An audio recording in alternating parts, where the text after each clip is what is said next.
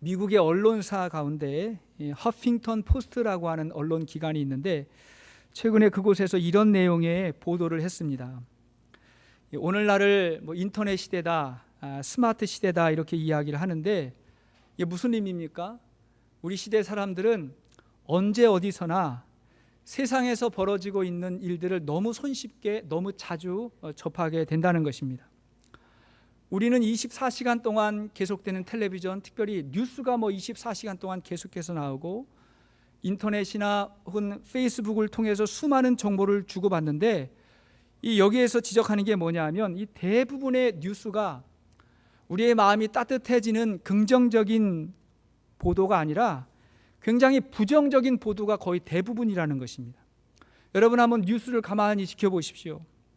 매일매일 수많은 사건, 사고, 재난, 테러, 전쟁과 같은 충격적인 소식이 대부분입니다. 그런데 이 사람의 마음에 죄성이 있는데 이 죄성은 본능적으로 부정적인 사건에 더 관심이 많다는 거예요. 조금 좋은 소식, 어떤 기쁨, 감동적인 소식보다는 위험이나 공포에 더 흥미를 느낀다는 것입니다.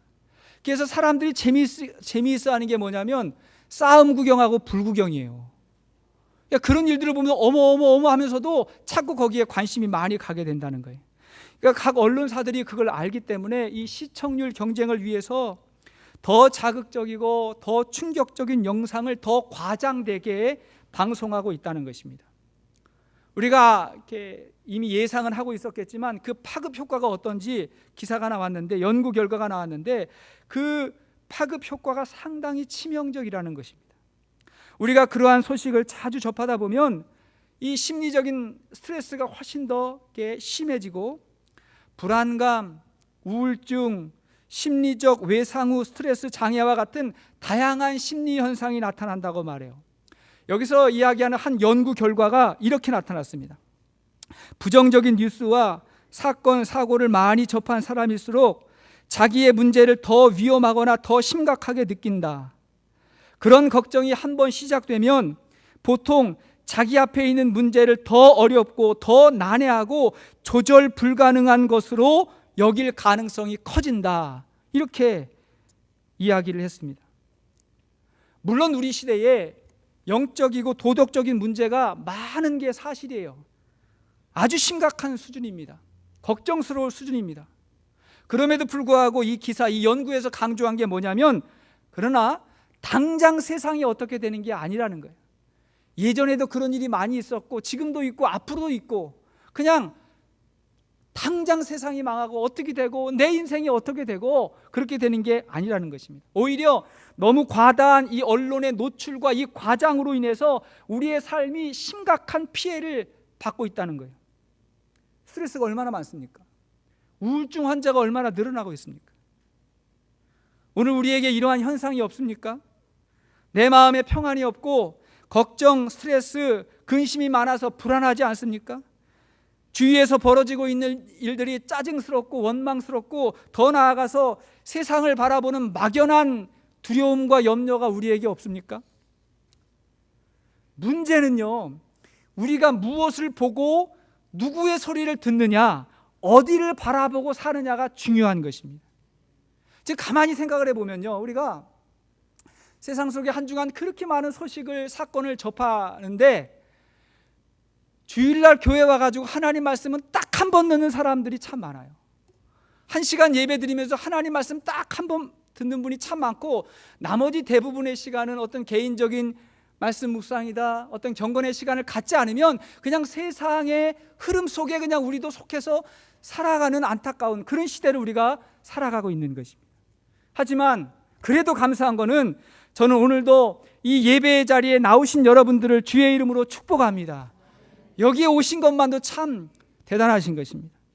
오히려 이럴 때일수록 우리가 긍정적인 이야기를 듣고 세상을 긍정적으로 바라보고 이 세상의 환경과 상황을 넘어서서 우리의 삶을 하나님의 은혜와 섭리라고 하는 측면으로 바라볼 수 있었으면 좋겠습니다. 그게 우리 믿음이에요. 자, 그래서 오늘 우리에게 정말 필요한 것은 생명의 말씀인 줄로 믿습니다. 자, 정말 우리에게 절실히 필요한 건 뭐냐면 세상의 소식, 세상의 사건, 사고에 대한 정보가 아니라 생명의 말씀이에요. 오늘도 이 생명의 말씀으로 우리의 영혼이 살아나고 영혼이 잘된 같이 범사가 잘되고 강건해지는 역사가 있기를 바랍니다. 오늘 본문의 배경이 이와 같아요. 오늘 본문의 배경을 보면요, 어쩌면 오늘 우리 시대보다 더 두렵고 암울한 상황이 벌어지고 있습니다. 그런데 그 두려움을 믿음으로 극복하고 살았던 한 부모의 이야기를 우리가 보게 될 것입니다. 그들이 누굽니까? 모세의 부모였던 아므람과 요게벳의 이야기입니다. 이 사람들의 이야기를 보게 될 것인데, 자, 지난 시간에 우리는 이 요셉의 유언에 대한 말씀을 들었습니다. 요셉이 애굽에서 죽어가면서 남은 후손들에게 말하는 거죠. 너희가 이곳에 살지만 이 애굽을 떠나서 하나님이 약속하신 땅으로 다시 돌아가야 된다고 그렇게 말하고, 그때 내 뼈도 함께 가져가 달라고 그렇게 유언을 했습니다. 그런데 여러분, 그 유언이 곧바로 지켜지질 않았어요. 시간이 굉장히 오래 걸렸습니다. 왜냐하면 당시는 그 애굽 땅이 살기가 너무 좋은 거예요. 살기 괜찮았던 거예요. 여러분, 사람은요, 좋은 일이 있으면 그 자리에 머무르고 싶어하는 경향이 있습니다. 그러다가 시련이나 고난이 오면 그때 움직이고 그때가 변화가 돼요. 그래서 우리 믿음의 사람들은 항상 생각하는 거죠. 좋은 일이 있을 때는 우리가 감사하고 기뻐하는 것입니다. 하나님께 영광을 돌리는 거예요. 그러나 고난과 시련이 오면 낙심하지 말고 더 성장하고 더 변화될 수 있는 기회로 여길 수 있기를 바랍니다. 그러다가 이제 시대가 지났어요. 요셉을 알지 못하는 왕이 통치하게 됐습니다. 그런데 이 요셉의 형제들과 그 자손들의 인구가 상당히 많이 는 거예요. 왜요? 하나님이 약속하셨잖아요. 하늘의 별처럼 바다의 모래알과 같이 그렇게 자손이 번창할 거라고 그렇게 말씀하셨으니까 그게 실현되니까 이 요셉의 후손들, 야곱의 후손들이 상당히 많이 애굽 땅에서 살게 되었습니다. 그러니까 애굽의 입장에서는 위협을 느끼게 된 거예요. 이방 민족들이 우리 땅에서 이렇게 많이 살면 저들이 반란을 일으키면 큰 일이 일어나지 않겠는가, 이렇게 위협을 느끼게 됐어요. 그래가지고 애굽의 왕 바로가 더 이상 이 유대인들의 인구가 늘지 못하도록 유대인들 가운데 남자 사내가 낳으면 무조건 죽이라고 하는 아주 끔찍한 명령을 내립니다. 더 나아가서 유대 민족 전체를 애굽의 노예로 삼으려고 하는 계획을 가지게 됩니다. 유대인들의 입장에서는 굉장히 암울한 시대요, 공포의 시대에 태어난 사람이 모세입니다. 그때 태어났어요. 하지만 이 모세는 부모의 용기 있는 행동으로 인해서 죽지 않고 살아납니다. 아니, 살아나는 것뿐만이 아니라 하나님께서 이 모세를 통해서 유대 백성을 구원하는 하나님의 놀라운 구원의 역사를 이루어 가십니다. 근데 성경을 보니까 이 모세의 부모의 행동을 믿음이다, 믿음으로 그가 그렇게 했다, 그렇게 오늘 본문에서 말하고 있는 것입니다. 자, 그렇다면 모세의 부모의 믿음은 어떠한 믿음이었을까요? 오늘날 너무 복잡한 이 세상 속에 살면서 스트레스와 또 불안과 걱정과 두려움 속에서 살고 있는 우리 시대에 정말 필요한 것이 무엇일까요? 자, 첫 번째 원리는 뭐냐면 우리의 믿음은 두려움을 극복하게 한다는 것입니다. 여러분, 믿습니까? 우리 믿음이 두려움을 극복하게 해요. 우리 시대에 만연되어 있는 이 막연한 두려움을 극복할 수 있는 방법, 좀 믿음에 있다고 믿습니다. 자, 보십시오. 모세가 태어날 때 그 부모가 얼마나 긴장했을까요? 또 얼마나 하나님께 많은 기도를 했을까요? 만약에 딸이 태어나면 괜찮은데 아들이 태어나면 어떻게 해야 돼요? 죽여야 되는 것입니다. 근데 아이를 낳아보니까 아들이에요. 정말 걱정이에요. 그런데 이 부모가 이 아이를 보니까 너무 아름다운 거예요. 이때 부모가 믿음의 행동을 한다는 것입니다. 자, 오늘 본문을 다시 한번 읽어보세요. 23절 말씀 시작. 믿음으로 모세가 낳았을 때에 그 부모가 아름다운 아이임을 보고 석 달 동안 숨겨 왕의 명령을 무서워하지 아니하였으며. 자, 부모가 믿음으로 행동을 한다. 아이를 죽이지 않고 하나님 뜻에 맡기기로 했다는 거예요. 사실 여기를 보면 아름다운 아이다 이렇게 말했죠. 아름다운 아이다. 어느 부모가 자기 아기가 아름답지 않을 수가 있겠어요. 근데 이 아름다운 아이라고 하는 말에 또 다른 의미는 뭐냐면 평범하지 않은 아이다. 그걸 맞다는 것입니다. 이것이 단순한 모성애, 부성애에서 나온 관점이 아니라는 것을 우리는 사도행전 7장 20절을 통해서 알 수 있어요. 자, 사도행전 7장 20절 시작. 그때에 모세가 났는데 하나님 보시기에 아름다운지라 그의 아버지의 집에서 석 달 동안 길리더니, 자, 누구 보기에 아름다웠다? 하나님 보시기에 아름다웠다. 그러니까 모세의 부모에게 그런 믿음이 있었던 거예요. 이 아이에게 어떤 하나님의 섭리를 받던 거예요. 하나님의 뜻이 있다. 하나님이 어떤 음성을, 어떤 환상을, 어떤 메시지를 주었는지 모르겠지만 아이를 보자마자 하나님의 섭리를 보았어요. 그래서 이 아이를 보면서 하나님을 향한 강력한 믿음이 있었고, 그 믿음 때문에 이 왕의 명령을 무서워하지 않았다. 그 시대의 두려움을 극복할 수 있는 그런 믿음의 사람이 되었던 것입니다. 사랑하는 여러분, 오늘날 세상에서 들려오는 사건, 사고, 재난, 전쟁의 소식이 얼마나 많습니까? 그런 일들을 보면서 우리가 깨닫는 것도 있고 대비해야 되는 것도 있겠지만, 그럼에도 불구하고 그런 상황 때문에 우리의 염려가 커지고 두려움이 많아지고 걱정과 문제가 더 커지는 그런 안타까운 일이 없기를 바랍니다. 우리에게는 믿음이 있는 거예요. 그리고 믿음으로 살아야 되는 것입니다. 하나님의 대사라고 하는 책이 있어요. 이 책을 쓰신 분은 김하중이라고 하는 장로님이신데, 이분이 주중 대사를 7년 동안 지내셨던 분입니다. 여러분, 한국에게 있어서 중국이 얼마나 중요한 나라예요? 근데 그 나라에서 7년 동안, 이게 최장 기간이라고 하는데 7년 동안 대사를 지냈고, 국가의 입장으로 볼 때도 굉장히 중요한 인물이었고 신앙이 아주 좋은 그러한 분이셨습니다. 이분의 이야기 가운데, 이분이 이제 그 김대중 대통령 시절에 의전 비서관을 지냈는데, 그때 이제 대통령에게 자주 보고를 해야 하는 그런 일들이 많았답니다. 그때마다 대통령을 만날 때마다 꼭 성령님께 먼저 기도하고 먼저 도움을 구하고 그리고 이제 들어가셨다는 거예요. 한 번은 아주 긴급한 호출을 받고 대통령 앞에 딱 섰는데 기도하는 것을 잊었다는 것을 깨달은 거예요. 너무 바삐 불러가지고, 아, 내가 잊었구나 생각을 했어요. 대부분의 사람이라면 그럴 수도 있지 하고 그분을 만났을 텐데, 그걸 뒤늦게 깨달은 이 김 장로님께서 이렇게 말씀하셨답니다. 대통령님, 제가 아주 중요한 것을 잊었습니다. 잠깐만 기다리십시오. 이렇게 이야기하고는 밖에 나가서 기도하고 다시 들어오셨대요. 그때 뭐라고 이분이 기도하냐면, 하나님, 이제 대통령께 보고하러 들어갑니다. 제게 담대함을 주시고 지혜와 정직함을 주십시오. 이렇게 기도하고 들어갔다는 거예요. 이분이 하나님을 얼마나 경외하는지, 그렇게 하지 않으면 자기의 사명을 감당할 수 없다고 하는 그 믿음이 있었기 때문에 그랬던 거예요. 이분이 하셨던 말씀이 뭐냐면, 나는 나의 능력이나 나의 인맥보다 더 하나님을 의지했다, 이렇게 이야기합니다. 여러분, 이 믿음이 얼마나 귀합니까? 믿음의 사람은 사람을 두려워하기 이전에 하나님을 경외합니다.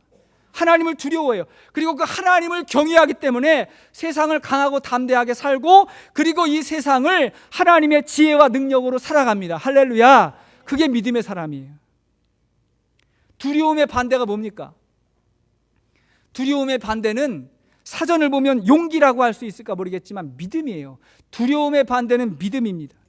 믿음이 우리의 두려움을 극복하게 합니다. 믿음의 근거는 하나님의 사랑입니다. 나를 사랑하신 하나님께서 그의 아들 독생자 예수 그리스도를 십자가 위에 달려 피 흘리기 시기까지 나를 사랑하시고 나를 구원하셨다는 것을 믿는 그 믿음, 그것이 그분의 사랑을 통해 얻게 되는 거예요. 이러한 믿음은 자기 신념보다 더 강합니다. 신념은 자기에게서부터 나오지만 믿음은 하나님에게서부터 나오는 거예요. 신념은 내가 흔들릴 때마다 막 흔들리지만 믿음은 하나님이 흔들리지 아니하시니, 하나님을 믿는 믿음은 견고한 것입니다. 흔들리지 않는 거예요. 그게 믿음이에요. 혹시라도 우리 가운데 세상 사람의 신념만 못한 믿음이 없기를 바랍니다. 세상 사람들도요, 자기 신념이 있으면 흔들리지 않아요. 왔다 갔다 하지 않아요. 꿋꿋하게 묵묵하게 자기 길을 걸어가는데, 믿음의 사람인 우리가 항상 기복이 심하고 왔다 갔다 하고 조금 어려우면 걱정하고 근심하고 하나님 앞에서도 믿을까 말까 생각하고 헷갈리고, 이건 온전한 믿음이 아닌 거예요. 하나님이 변함없으시니 그 하나님 앞에서 내 믿음이 분명하다, 이 확신을 가지고 살아가는 것입니다. 우리가 진정으로 하나님의 크기와 넓이와 깊이를 아는 사람은 세상을 두려워하지 않습니다. 오직 하나님을 신뢰합니다. 시편 27편 1절 이하의 말씀 보십시오. 다윗의 고백이에요. 같이 읽겠습니다. 시작. 여호와는 나의 빛이요 나의 구원이시니 내가 누구를 두려워하리요? 여호와는 내 생명의 능력이시니 내가 누구를 무서워하리요? 아멘. 이것이 다윗의 고백이지 않습니까? 시편 3편 6절 말씀을 봐도 천만인이 나를 에워싸 진친다 하여도 나는 두려워하지 아니하노라. 오늘 이 다윗의 고백이 이 세상 속에서 이 많은 일들이 벌어지고 있는 세상 한복판에 살아가는 저와 여러분들의 고백이 될 수 있기를 주의 이름으로 축원합니다. 두 번째는 그런가 하면 우리의 이러한 진정한 믿음에는 최선의 행동이 따라옵니다. 최선의 행동, 순종이 따라오는 거예요. 여러분, 우리 가운데 있는 어떠한 일은 잠잠히 하나님의 뜻을 기다려야 될 때가 있어요. 하나님, 우리가 하나님보다 앞서가지 않게 해주세요. 하나님 뜻을 거스리지 않게 해주세요. 하나님의 뜻이 무엇입니까? 하고 기다려야 될 때가 있습니다. 하지만 아무것도 하지 않는 것이 결코 믿음이 아니에요. 그래서 진정한 믿음은 그에 맞는 행위와 순종이 따라오게 되어 있습니다. 근데 그게 최선인 거예요. 자, 말씀을 보십시오. 모세의 부모는 하나님을 신뢰했어요. 그래서 그들이 할 수 있는 최선을 선택합니다. 그게 뭐예요? 어떻게 합니까? 이 아이를 3달 동안 숨겨서 기른 거예요. 버리지 아니하고 죽이지 아니하고 3달 동안을 숨겨 길렀습니다. 저는 이 타이밍과 이 기간이 상당히 중요하다고 생각해요. 아마도 이 3달이 그 아이를 숨겨서 기를 수 있는 최소한의 시간이었다고 그렇게 생각합니다. 아이의 울음소리가 더 커지면, 그래서 그 아이가 남자아이라는 것을 알게 되면 아이도 죽고 부모도 죽고 다 죽는 거예요. 그러니까 최대한 숨겨서 양육하다가 최소 기간이에요. 3개월이에요. 약 100일 정도예요. 그때까지 길렀어요. 그 다음에 여러분 어떻게 하는가를 보십시오. 자, 출애굽기 2장 3절 이하의 말씀 보세요. 출애굽기 2장 3절 시작.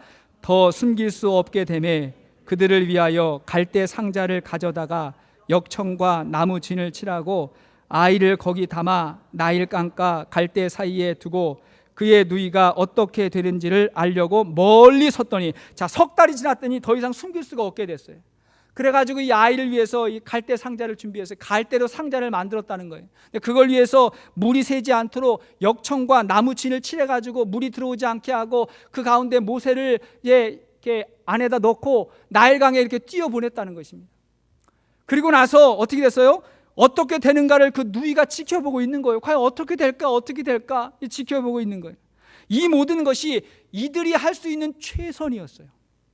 낳자마자 내가 하나님을 믿으니까 그냥 상자에 담아가지고 보낸 것도 아니고 데리고 있는 동안 최선을 다해서 데리고 있었고, 그러나 시간이 되니까 또 이제 그를 갖다 상자에 담아가지고 이렇게 보내면서 나머지는 하나님에게 맡기는 거예요. 최선을 다하고. 뭘 말하냐면 이들이 믿었기 때문에 아무것도 안 하는 것이 아니라 오히려 믿었기 때문에 최선을 다한 거예요. 그게 중요해요. 믿었기 때문에 최선의 삶을 살아가는 거예요. 여러분, 우리에게 믿음이 있으면 삶이 바뀝니다. 최선의 삶이 시작됩니다. 제가 최근에요, 이 한국의 한 교육 전문가가 하는 말을 들었어요. 이분이 이런 이야기를 하시더라고요. 한국에 있는 아이들 중에 중학교 정도 된 아이들에게 야, 너 인생의 꿈이 뭐냐?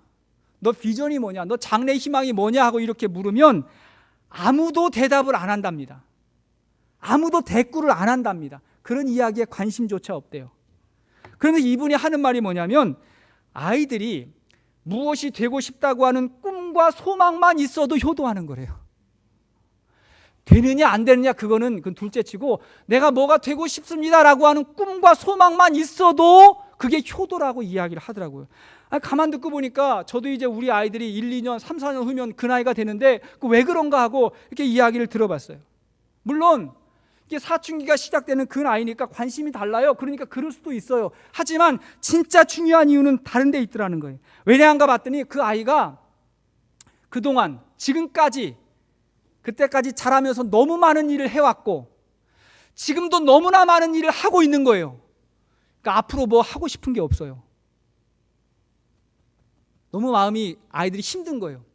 너무나 많은 일을 해왔고 지금도 너무나 많은 일을 하고 있고 학원 가야죠, 이 학원 가야죠, 저 학원 가야죠. 그리고 집에 오면 9시, 10시 되는데 그렇게 하고 있는데 그것도 벅찬데 뭘 하고 싶겠어요.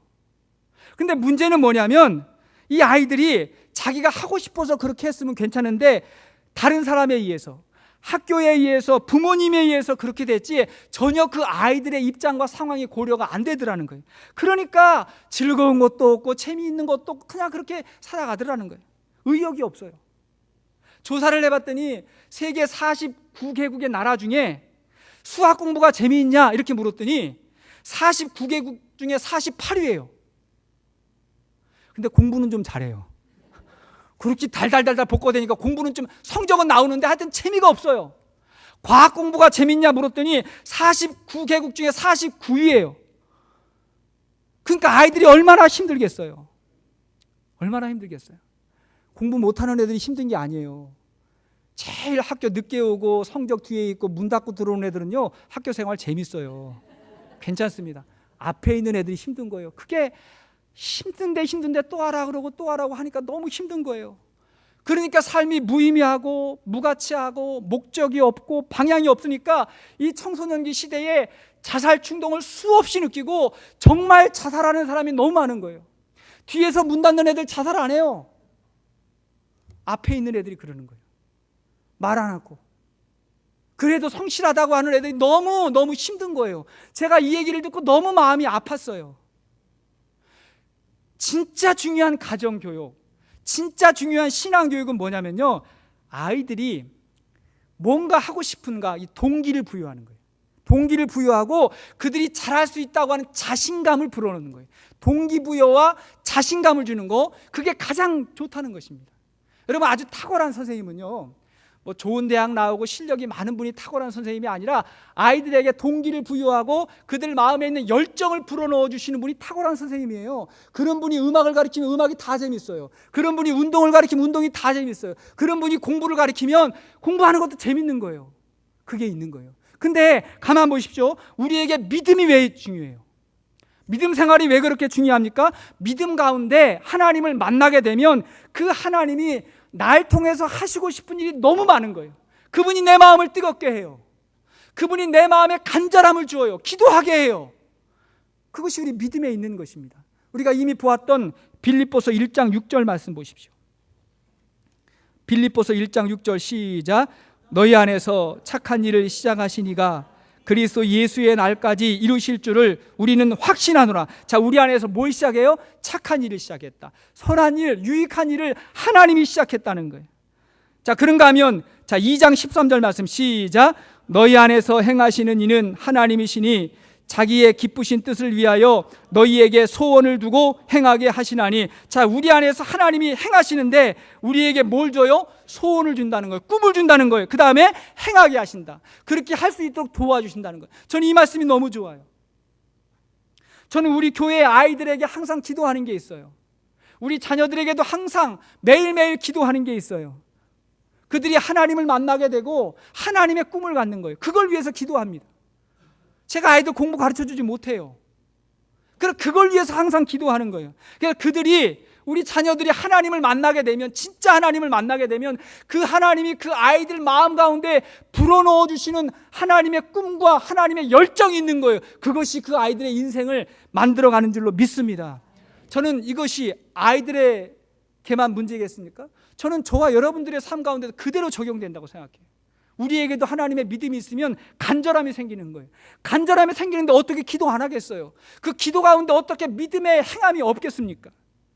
우리가 믿음을 갖게 되면 주일에 예배 한 번 드리는 것뿐만이 아니라 우리 삶에 여러 가지 변화가 시작이 되는 거예요. 많은 변화가 시작돼요. 가정이 변화되고 삶의 습관이 바뀌고.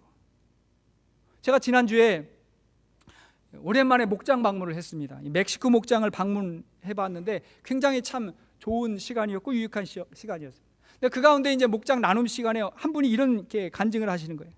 이분이 이제 교회에 미국에 오셔가지고 이제 신앙생활을 처음 하셨답니다. 한국에서는 안 하셨는데 미국에 오셔가지고 교회에 다니시게 됐는데 그렇게 신앙생활을 하니까 내가 좀 뭔가 달라져야 되지 않을까, 그런 마음을 갖게 됐다는 거예요. 저는 성령님께서 그 마음 주셨다고 생각합니다. 뭔가 좀 달라져야 되지 않을까.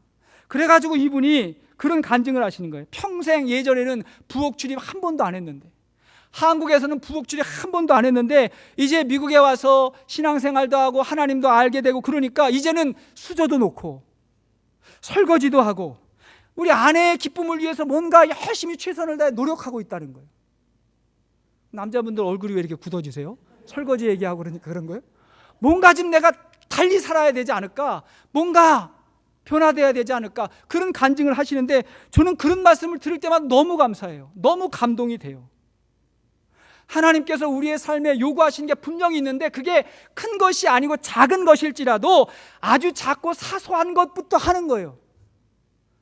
근데 주일날 예배 드리는 것 말고 교회 오기 전하고 신앙생활 하고 나서 전혀 달라진 게 없다면 이런 거 심각하게 여러분 생각해 보셔야 되는 거예요. 내가 뭘 믿고 있는 건가? 하나님은 나에게 뭘 이야기하시는가? 저는요, 얼굴에 미소만 바뀌어도 저는 인생이 변화된다고 생각합니다. 할렐루야. 얼굴에 미소만 달라지고 얼굴만 밝아져도 저는 그 인생이 변화된다고 생각해요. 제 생각뿐만이 아니라 한국의 어느 은행에서 청원경찰로 일하는 한원태씨라는 분의 이야기를 제가 듣게 됐습니다. 이분이 한 은행에서 16년간 청원경찰로 근무하면서 어떤 일이 있었냐면 그 은행에 맡겨진 전체 예탁금 500억 원 중에 이분 때문에 그 은행에 300억 원 이상이 예치가 됐대요. 이분 때문에. 놀라운 일 아닙니까 여러분? 청원경찰 아시죠? 경비예요. 그 앞에 서가지고 안경 쓰고 오시는 분 안녕하세요 인사만 하는 그런 분인데 이분 때문에 그 은행에 총 예금액의 절반 이상이 이분 때문에 됐더라는 거예요. 저 깜짝 놀랐어요. 이 은행이 안양시 석수동에 있는데 이 지역 사람들이 이분을 다 한대요. 이분을 지점장처럼 생각한대요. 너무나 잘한대요. 그 비법이 뭔가 봤더니 이분에게 아주 독특한 미소로 사람들을 친절하게 맞아준다는 거예요. 근데 미소가 좋아야지. 원래는 이분도 굉장히 인상이 안 좋고 험상궂었는데 근데 이 하루는 그 은행장이 이 경비 아저씨께서 고객들을 가장 첫 번째 맞는 그런 분이니까 얼굴을 밝게 해야 된다고 이렇게 이제 충고를 해 주셨는데 그 얘기를 듣고 그럼 내가 달라져야 우리 은행이 달라질 수 있지 싶어가지고 이분이 퇴근한 다음에 매일매일 거울을 보고 한 100번씩 미소를 짓고 그 다음에 옷을 갈아입었대요. 거울을 보면서 이렇게 웃어보고 저렇게 웃어보고 그렇게 매일매일 웃는 연습을 하고 그리고 이제 옷을 갈아입고 그렇게 이제 한동안 보냈다는 것입니다. 근데 그게 다가 아니에요. 그러면서 아주 소소한 방법까지 고객들을 도와준 거예요. 도와줬어요. 여러분 청원경찰은요 별로 할 일이 없어요. 선글라스 딱 끼고 폼 딱 잡고 날카롭게 이렇게 보면서 누가 나쁜 짓 하나 못한 짓 하나 그것만 봐도 될 것 같은데 이분은 거기서 머무르지 않았더라는 거예요.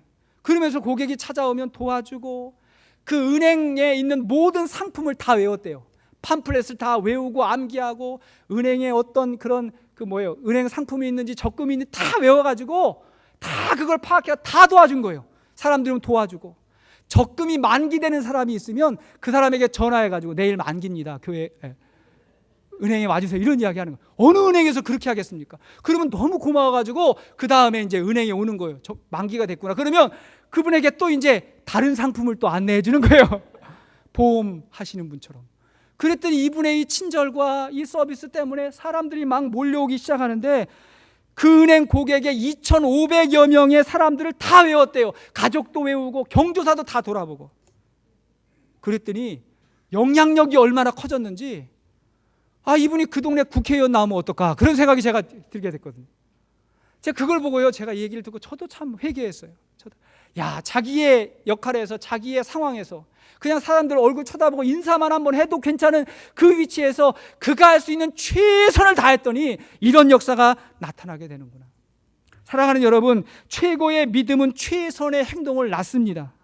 우리가 하나님을 움직이려고 하기 전에 하나님에 의해서 최선으로 반응하십시오. 움직이십시오. 모세의 부모는 최악의 상황에서 할 수 있는 최선을 다한 거예요. 혹시라도 지금 우리의 상황이 최악의 상황이라고 할지라도 믿음의 사람은 최선을 다할 수 있기를 바랍니다. 하나님께서 역사하실 것입니다. 그런가 하면 세 번째, 그런 최선에 하나님의 보상이 있다는 것입니다. 그런 최선에 하나님의 보상이 있었어요. 자 보십시오. 모세의 부모가 최선을 다한 다음에 어떻게 됐어요? 갈대 상자에 아이를 담아가지고 나일강에 이제 떠내 보냈더니 때마침 목욕하러 나온 이 바로의 딸, 공주예요. 그 공주가 그 상자를 발견하게 된 거예요. 그래가지고 뭔가 봤더니 거기 아이가 이제 울고 있는데 그 아이를 봤더니 히브리 노예의 아이예요. 그럼 어떻게 해야 돼요? 죽여야 되잖아요. 버려야 되잖아요. 근데 아마도 하나님께서 그 마음을 감동케 하신 것 같아요. 아이를 보는 순간 너무 예쁜 거예요. 너무 사랑스러운 거예요. 그래가지고 이 공주가 이제 그 아이를 궁중으로 데리고 들어갑니다. 그 모세가요, 어려서부터 그 궁중에서 자랐어요. 애굽의 교육을 받아가면서. 근데 이 공주는 아이를 낳지 않았으니까 젖이 나오지 않잖아요. 그래가지고 사람을 수술해가지고 이게 그 수소문해가지고 그 아이를 길러줄 사람을 갖다가 초대했는데 누가 왔나 봤더니 모세요. 부모님이 온 거예요. 그러니까 모세의 부모님이 그 어린 모세를 젖을 먹여가면서 그러면서 길러가면서 뭘 가르쳤겠어요? 너는 히브리인이야. 너에게는 하나님의 사명이 있어요. 하나님의 뜻이 있는 거예요. 주위를 봐. 네 백성들, 네 동포들 봐. 저렇게 힘들고 어렵게 고통스러워하는데 하나님께서 너로 말미암아 위대한 하나님의 뜻을 이루실 거야. 그런 이야기 하지 않았겠습니까? 그런 마음을 품고 모세가 자라난 거예요. 여러분, 이 모든 것이 다 우연이었을까요? 저는요, 우연도 최선을 다하는 사람에게 주어지는 결과라고 생각합니다. 저는 그래요. 그냥 우연을 기대하는 게 아니고 최선을 다한 사람에게 찾아오는 보상이라고 생각합니다. 그러니까 버릴 게 하나도 없는 거예요. 최선을 다하는 거예요. 요즘에는요, 뭔가 보상이다, 뭔가 하나님의 축복이다 이런 이야기를 하면 순수하지 않다는 생각을 하는 사람이 많은 것 같아요. 하나님이 복을 주십니다, 하나님이 축복합니다 그러면 그것이 너무 크게 부각이 돼가지고 그것 때문에 마음은 그렇지 않은데 자꾸 사람들을 움직이게 하고 강요하는 것 같은 그런 느낌이 있어가지고 저도 그런 이야기 되도록이면 하지 않는데요. 여러분, 그러나 중요한 건 뭐냐면 심은 대로 거두는 것은 지극히 성경적인 생각입니다. 여러분 믿습니까? 심은 대로 거두는 거예요. 오히려 심지 않고 거두려고 하는 게 더 나쁜 거예요. 그 성경적이지 않은 것입니다. 심어야 돼요. 우리가 믿음을 심어야 믿음을 거두고, 사랑을 심어야 사랑을 거두고, 사람을 심어야 사람을 얻을 수 있고, 물질을 심어야 물질을 얻을 수 있는 거예요.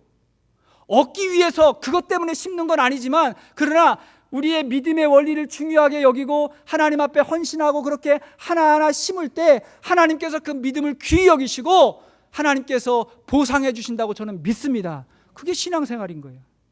우리가 뿌린 많은 노력과 수고에 하나님께서 어떤 식으로든 개입하실 것을 믿습니다. 또 우리가 그걸 믿기 때문에 우리가 살아가면서 좀 무엇을 이루어도, 무엇을 거두었다고 해도 이걸 자랑하거나 이것 때문에 교만하지 아니하고 하나님께서 이루어 주셨다고 생각하고 하나님께 영광을 돌리게 되는 것입니다. 그래서 헌신을 많이 하고 하나님 앞에 잘 쓰임 받기를 원하는 사람이 하나님의 복을 받게 되는 것은, 그것은 당연한 성경적인 원리인 것입니다. 모세의 가정이 그런 축복을 받게 됐어요. 말씀의 결론을 맺겠습니다. 지난주에 인생은 미완성이라고 하는 노래를 제가 불렀어요.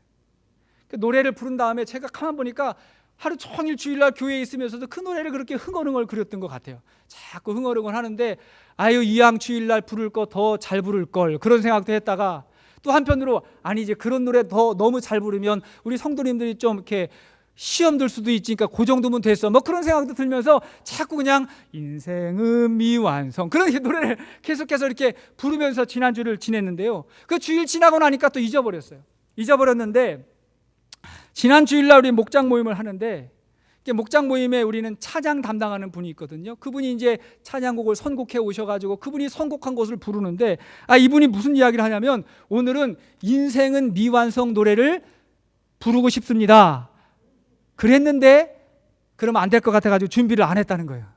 저는 속으로 한번 불러보고 싶었는데 이왕이면 좀 준비해가지고 한번 불러보고 싶었는데, 인생은 미완성이다. 굉장히 귀한 영감이 있지 않습니다? 저는요, 분명히 우리의 삶도 우리의 믿음도 미완성이라고 생각해요. 다 완성되는 게 아닙니다. 그러나 우리가 기억해야 될 건 뭐냐면, 우리가 최선을 다하지 않은 그런 미완성이 아니라 우리가 하나님 앞에 최선을 다한 다음에 그리고 나머지 부분은 하나님에게 맡기는 그런 미완성이라고 생각해요. 그러면 우리의 미완성을 하나님께서 최선의 방법으로 완성해 가신다고 저는 믿습니다. 그게 우리의 믿음이에요. 그래서 믿음은 소망을 낳는 것입니다. 우리의 믿음 가운데는요, 소망이 있는 거예요. 소망이. 혹시 믿고 기도하고 최선을 다했는데도 그 결과가 우리의 기대대로 되지 않을 수 있습니다. 여러분, 그래도 실망하지 마십시오. 우리에게 뭐가 있어요? 소망이 있으니까. 믿음이라고 하는 건요, 이미 경험한 믿음이 있는 것이고, 지금 경험되어지고 있는 믿음이 있는 것이고, 앞으로 되어질 믿음이 있는 거거든요. 그러니까 아직 이루어지지 않았어도 우리에게 믿음이 있다면 그 믿음이 뭐가 되는 거예요? 소망이 되고, 그 소망을 바라보면서 그것이 이루어질 수 있도록 오늘을, 현재를 최선을 다해서 울며 씨를 뿌리며 살아갈 수 있는 저와 여러분들 될 수 있기를 주의 이름으로 축원합니다. 갈라디아서 6장 8, 9절 말씀 보십시오. 갈라디아서 6장 8, 9절 시작. 자기의 육체를 위하여 심는 자는 육체로부터 썩어질 것을 거두고 성령을 위하여 심는 자는 성령으로부터 영생을 거두리라. 우리가 선을 행하되 낙심하지 말지니 포기하지 아니하면 때가 이름에 거두리라. 아멘. 낙심하지 마시고 포기하지 마시고, 하나님의 때가 있습니다. 우리가 지금까지 보았던 히브리서 11장에 나타난 모든 믿음의 선배들이 그렇게 살았습니다. 우리도 이 말씀을 붙들고 그렇게 살아야 되는 줄로 믿습니다. 하나님께서 저와 여러분들에게 함께해 주실 것입니다.